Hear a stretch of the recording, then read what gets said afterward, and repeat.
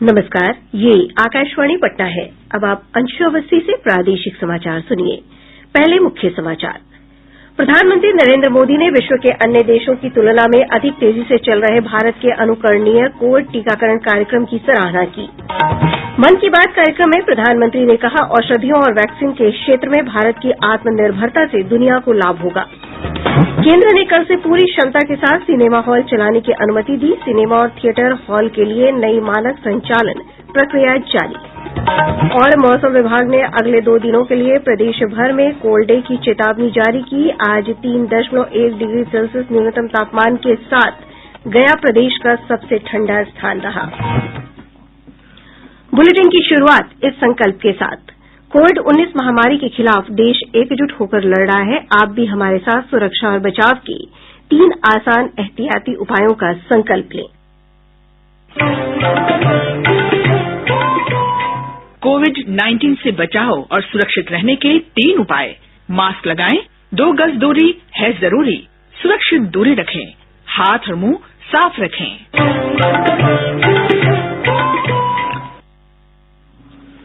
अब समाचार विस्तार से।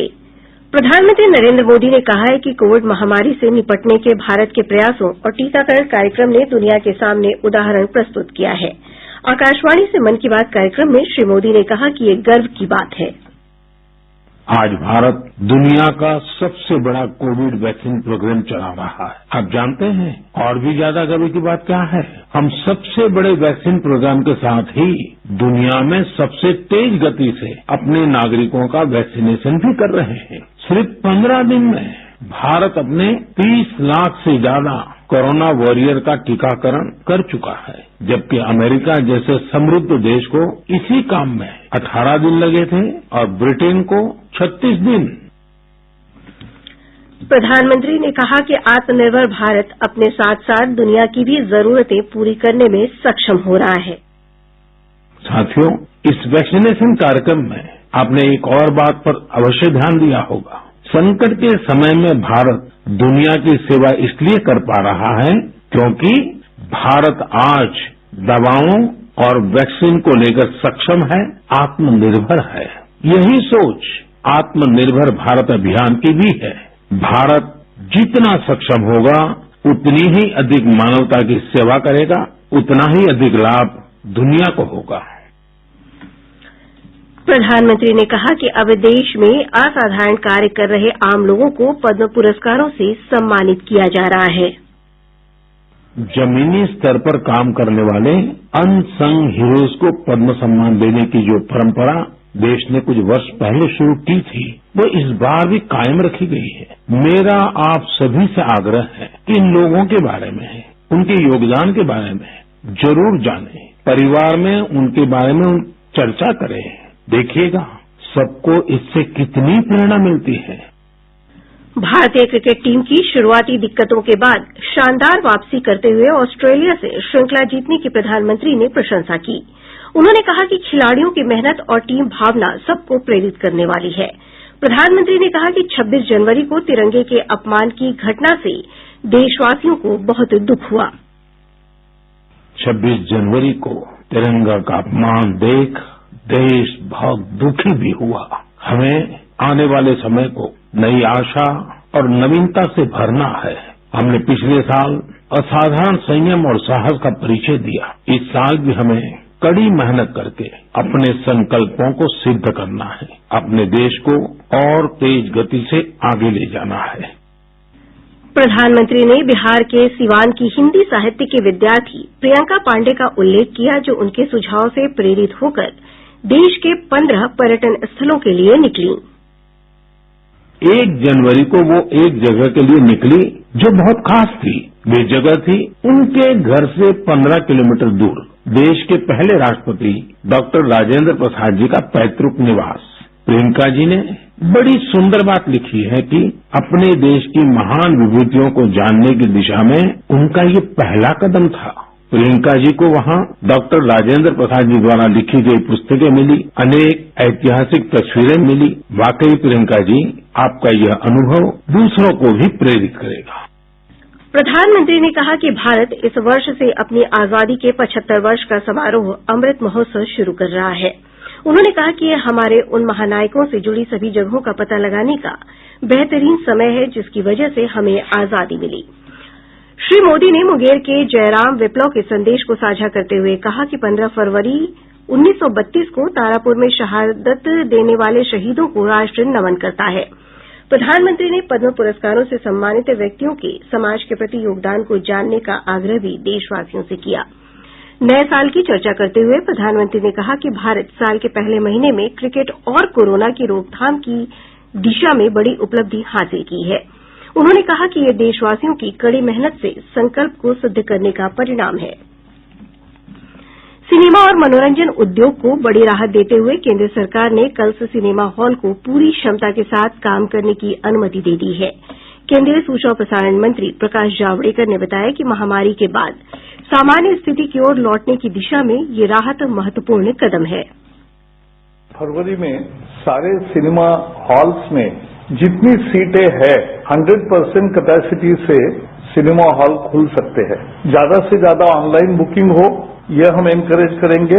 2 शो के बीच में थोड़ा समय रहेगा ताकि भीड़ अचानक आने वाले और जाने वाली भीड़ एकदम ना हो। सैनिटाइजेशन और कोविड प्रोटोकॉल का पूरा सावधानी बरतनी होगी, लेकिन वहां के स्टॉल से खरीद करके ग्राहक थिएटर में खाने की चीजें ले जा सकता है। मानक संचालन प्रक्रिया में सिनेमा हॉल ऑपरेटरों से ऑडिटोरियम, कॉमन एरिया, प्रतीक्षा क्षेत्रों में हर समय कम से कम 6 फीट की पर्याप्त सुरक्षित दूरी बनाए रखने को कहा गया है।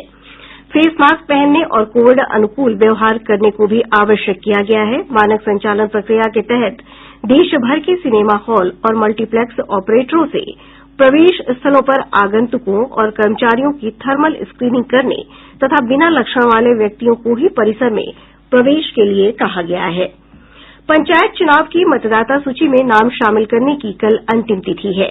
राज्य निर्वाचन आयोग के आधिकारिक सूत्रों ने बताया कि मतदाता सूची में जिन योग्य मतदाताओं के नाम शामिल नहीं हैं, वे कल तक अपने प्रखंड विकास पदाधिकारी के पास प्रपत्र घ भरकर नाम शामिल करवाने का आवेदन कर सकते हैं। केंद्र सरकार ने राज्य की पंचायती राज संस्थाओं के लिए वर्ष 2020-21 के तहत 1,254 करोड़ 50 लाख रुपए जारी किए हैं। 15वें वित्त आयोग की अनुशंसा के तहत ये राशि निर्गत की गई है। प्रादेशिक समाचार आप आकाशवाणी पटना से सुन रहे हैं। केंद्रीय वित्त मंत्री निर्मला सीतारमण कल पूर्वाह्न 11 बजे लोकसभा में वर्ष 2021-22 का केंद्रीय बजट प्रस्तुत करेंगी। प्रधानमंत्री नरेंद्र मोदी ने शुक्रवार को संसद का बजट सत्र शुरू होने से पहले विश्वास व्यक्त किया था कि वर्ष 2021-22 के बजट को कोविड के कारण लगाए गए लॉकडाउन के असर को समाप्त करने के लिए वित्त मंत्री निर्मला सीतारमण द्वारा पिछले 10 महीनों में घोषित पैकेजों के हिस्से के तौर पर देखा जाएगा। इस वर्ष केंद्रीय बजट पहली बार केवल डिजिटल रूप में ही उपलब्ध होगा और इसे एंड्रॉयड और iOS प्लेटफॉर्म दोनों पर मोबाइल ऐप यूनियन बजट के माध्यम से देखा जा सकता है। एक रिपोर्ट। 21वीं सदी के तीसरे दशक का पहला बजट कई कारणों से बेहद महत्वपूर्ण माना जा रहा है। वित्त मंत्री निर्मला सीतारमण द्वारा पेश किया जाने वाला यह तीसरा बजट कोरोना महामारी काल के बाद का देश का पहला बजट होगा, जिससे देश की पटरी पर लौटती अर्थव्यवस्था को और गति प्रदान की जाएगी। शुक्रवार को संसद में पेश किए गए आर्थिक सर्वेक्षण में सरकार ने पंत और पुजारा की बल्लेबाजी के तर्ज पर आवश्यक राजकोषीय सावधानियों के साथ ही कुछ जुझारू आर्थिक फैसलों की घोषणा के संकेत भी दिए हैं। जहां एक ओर देश ने समय से लिए गए फैसलों की वजह से कोरोना महामारी के कारण जूझ रही आर्थिक मंदी से इतर अपने विकास रथ को कायम रखा है, वहीं दूसरी ओर यह बजट 11% के सकल घरेलू उत्पाद के लक्ष्य को प्राप्त करने की भविष्य की रूपरेखा चिन्हित करेगा। स्वास्थ्य, बुनियादी ढांचे और सरकारी व्यय पर अत्यधिक जोर दिए जाने के संकेत के साथ ही 2021 का ऐतिहासिक बजट कोरोना से संक्रमित आर्थिक हालात के लिए किसी वैक्सीन से कम नहीं होगा। आकाशवाणी समाचार के लिए आनंद चतुर्वेदी। आम बजट के मद्देनजर आकाशवाणी पटना ने राज्य के विभिन्न हिस्सों में समाज के अलग अलग वर्ग के लोगों से प्रतिक्रिया ली है। आइए इस कड़ी में सुनते हैं बजट को लेकर आम लोगों की क्या उम्मीदें हैं। मैं प्रदीप जैन, भागलपुर जिला केमिस्ट एंड ड्रगिस्ट एसोसिएशन संगठन सचिव। मैं आगामी केंद्रीय बजट को देखते हुए माननीय वित्त मंत्री जी से आग्रह करता हूं, दवाओं के दाम पर वर्तमान में जीएसटी 12% है, जिसको घटाकर 6% किया जाए। वित्त मंत्री जी, अभी जीएसटी की ऑडिट करानी पड़ती है, उस ऑडिट की बाध्यता को समाप्त किया जाए। मेरा नाम नितेश कुमार है, मैं रघुनाथपुर इमादपुर पंचायत का रहने वाला हूँ। मैं पढ़ाई के साथ साथ कृषि कार्य भी करता हूँ। कोरोना काल में किसानों को काफी क्षति हुई है, जिसके कारण उनके पास पूंजी का अभाव हो गया है। आम बजट में किसानों की पूंजी को कैसे पूरा किया जा सके और खेती करने के जो उपकरण है जैसे खाद, बीज, इन सब पर किसानों को अधिक छूट मिलनी चाहिए और हमारे देश का अच्छे से विकास हो। पूरा प्रदेश कड़ाके की ठंड की चपेट में है। मौसम विभाग ने अगले 2 दिनों के लिए प्रदेश भर में कोल्ड डे की चेतावनी जारी की है। इस दौरान अधिकांश जगहों पर मध्यम से घने कोहरे छाये रहेंगे। 4 फरवरी के बाद पूर्वा हवा के प्रवाह की संभावना है, जिससे तापमान बढ़ेगा और लोगों को ठंड से थोड़ी राहत मिल सकती है। मौसम विज्ञान केंद्र पटना के वैज्ञानिक रंजन कुमार ने बताया कि अगले 48 घंटों में मौसम में कोई बदलाव की स्थिति नहीं है। राज्य के कुछ जगहों पर शीत दिवस एवं शीतलहर का दौर जारी रहेगा। अगले 48 घंटों में रात के तापमान में महत्वपूर्ण बदलाव की संभावना नहीं है एवं दिन के तापमान में हल्की वृद्धि की संभावना है। मौसम केंद्र पटना से यह सलाह दी जाती है कि ठंड से बचने के लिए उपलब्ध साधनों का प्रयोग करें। सुबह शाम सक्रिय रहने वाले लोग ज्यादा सावधानी बरतें एवं मौसम की ताजा जानकारी के लिए रेडियो, टीवी, समाचार पत्र सुने, देखें एवं पढ़ें।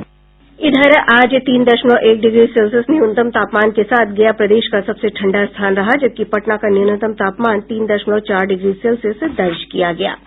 प्रदेश में कोविड-19 के सक्रिय रोगियों की संख्या लगातार घट रही है। अब तक 2,57,856 रोगी संक्रमण से स्वस्थ हो चुके हैं। स्वस्थ होने की दर बढ़कर 98.95% हो गई है। इस समय 1,247 रोगियों का विभिन्न अस्पतालों में इलाज चल रहा है। देश भर में आज से पल्स पोलियो अभियान 2021 से शुरू हो गया है। 0 से 5 वर्ष तक के बच्चों को पोलियो खुराक दी जा रही है।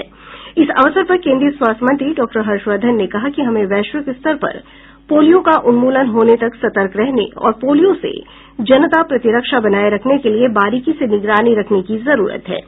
इधर प्रदेश में स्वास्थ्य विभाग के तत्वाधान में सभी स्वास्थ्य केंद्र और आंगनबाड़ी केंद्रों पर पोलियो के खुराक दिए गए। समस्तीपुर रेल मंडल के रक्सौल से दक्षिण भारत के लिए पहली बार आज आस्था सर्किट विशेष ट्रेन को रवाना किया गया। मंडल रेल प्रबंधक अशोक माहेश्वरी ने कहा कि कोविड के उपरांत समस्तीपुर रेल मंडल से पहली बार आईआरसीटीसी द्वारा संचालित इस आस्था सर्किट ट्रेन से श्रद्धालुओं को दक्षिण भारत के प्रमुख दर्शनीय स्थल का दर्शन कराया जाएगा। उन्होंने कहा कि श्रद्धालुओं की मांग पर मार्च महीने में भी इसी तरह की ट्रेन चलाई जाएगी। ये ट्रेन तिरुपति, मदुरई, रामेश्वर, कन्याकुमारी, त्रिवेंद्रम और पुरी तक जाएगी।